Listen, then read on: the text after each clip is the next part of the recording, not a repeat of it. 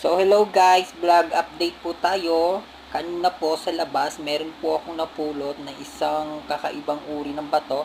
Nung una po, akala ko ay isa po itong diamante, kaya ang ginawa ko nag-download po ako sa Google Play ng rock identifier or rock scanner para malaman ko kung ano ba talagang klaseng bato ang aking napulot. So, halika guys, tingnan natin kung anong klaseng bato ang aking napulot. So, ini-scan na po. So, ang napulot ko po ay isang quartz o type ng igneous rock.